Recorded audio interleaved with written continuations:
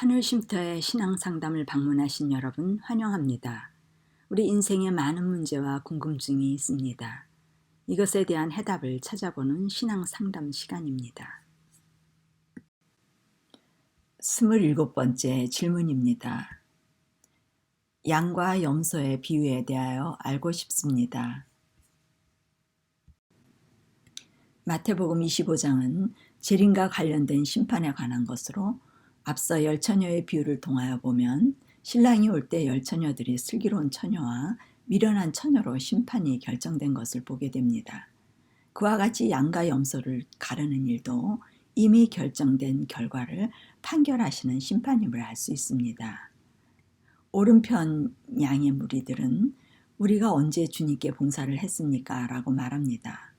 그들의 일상의 봉사는 주님께 드리는 특별한 봉사가 아닌 누구에게나 같은 마음으로 봉사한 것으로 한결같은 마음임을 알 수 있습니다. 한편 왼쪽 무리는 언제 우리가 주님께 봉사하지 않았습니까? 라고 말합니다. 그들도 필요한 자들에게 같은 봉사를 했으나 주님께 드린 특별한 봉사로 기억 속에 남아있어 자신들이 분명히 봉사했음을 알고 반문하는 것입니다. 심판의 여부는 지극히 작은 자 하나에게 한 것과 하지 않은 행위의 구별이 아니라 지극히 작은 자 하나를 다루는 마음, 곧 그리스도의 마음의 여부임을 알 수 있습니다. 그리스도께서는 항상 행위를 다루시지 않고 마음을 다루시는 분으로서 성경을 볼 때 행위 차원으로 보게 되면 율법주의적 해석을 하게 됩니다. 성경은 언약에 관한 말씀입니다. 이 비유도 언약과 연결되어 해석되어져야 합니다. 곧 하나님과의 언약은 성소의 십자가에서 맺어지는데 성소의 도에 비추어 우리는 신앙의 현주소를 파악하며 성경이 해석되어져야 하고 구원의 도를 이해해야 합니다. 그리스도의 죽으심은 우리와 언약을 맺기 위한 죽음입니다. 언약이란 그리스도의 십자가의 피로써 죄사함을 얻어 구원함을 받아 의로써 하나님의 자녀가 되는 것입니다. 성경의 하나님의 자녀란 우리가 쉽게 흔하게 말하는 자녀가 아니고 아버지와 같은 품성을 소유한 자녀의 개념입니다. 그리스도의 피로 맺은 언약이란 죄인과 그리스도의 사이에 목숨을 걸고 맺은 언약으로 자신의 전 존재를 그리스도께 맡김을 의미합니다. 완전한 맡김이란 자아의 모든 것을 내려놓는 죄인의 죽음을 말하며 죽음은 자아 부인이라고 부르고 완전한 하나가 되는 연합으로 인도합니다. 자아 부인을 통하여 십자가에서 연합이 이루어지며 성령의 임재가 동반되어 마음의 의, 곧 그리스도께서 들어오셔서 그리스도의 마음을 갖게 되고 새로운 피조물로 자녀가 되어지는 것입니다. 이러한 언약을 맺을 때 하나님께서 그들의 마음에 하나님의 법을 마음판에 기록해 주시고 새겨 주심으로 자녀들의 정신이 되어 그리스도의 정신과 같고 그리스도의 마음으로 영혼을 다루는 능력을 소유하며 순종할 수 있는 것입니다. 봉사의 행위로 양과 염소가 분리되는 것이 아니라 언약을 맺은 여부로 분리가 이루어지는 것임을 알 수 있습니다. 언약이 맺어진 사람들은 생애 속에서 벌어지는 상황과 형편과 일들은 모두 지극히 작은 것으로 가족들과 형제와 이웃들 모든 사람에게 그리스도의 마음으로 원칙이 적용되어 생활함을 말합니다. 이것은 자연인들이 가진 감정으로 모방되어지는 일이 아니고 하나님의 창조의 능력으로만 되어지는 일입니다. 사람의 힘으로 그리스도의 마음을 닮으려고 하는 것을 자기의 의라고 부르는데 이것은 한결같은 마음이 될 수 없으며 안과 밖이 다를 수 있습니다. 그러나 하나님의 의는 그리스도가 심령에 들어오심으로 이루어지는 일로서 그리스도를 얻는다는 것은 자아의 죽음을 말하며 죽음이란 자신의 생명과 시간과 모든 소유에 속한 지식, 가족, 지위, 명예, 자존심, 이기심, 교만 등 자기에게 유익했던 모든 것을 해로 여기고 배설물로 여김을 말하며 이렇게 자기를 부인하는 십자가의 죽음으로서만 그리스도를 얻게 되는 것입니다.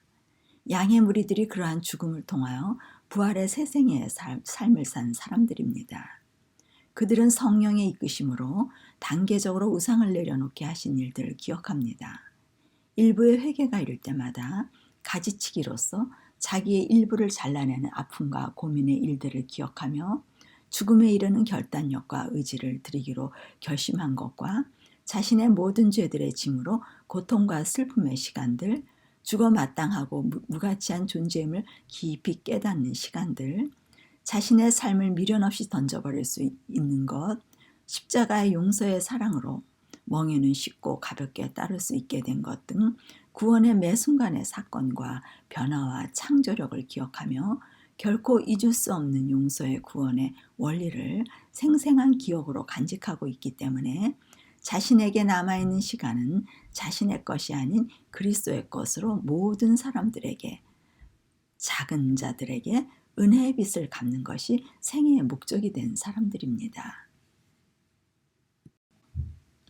양의 무리들은 선한 일을 많이 하거나 구제와 봉사를 특별히 많이 한 사람들이 아니라 그리스도와의 교제가 가장 중요한 일이 되어 매 순간의 일들을 그리스도 안에서 받아들이는 사람들이기 때문에 구제는 일상의 일들로 그리스도와의 사랑의 교제를 귀하게 여겨 만난 모든 사람들에게 해와 비를 누구에게든지 비추시는 그리스도의 사랑을 그들도 제외되는 사람이 없이 누구에게든지 할 수 있었던 것입니다. 그들은 자신의 감정이나 느낌은 배설물로 여겨 이미 십자가에 못 박는 경험을 했으므로 감정의 지배를 받지 않게 되고 지극히 작은 자인 원수를 사랑할 수 있는 온전한 사람들이 된 것입니다. 그들의 날마다 죽노라의 고백은 투쟁이 아닌 완전한 쉼과 평화와 사랑을 지속할 수 있는 생명입니다.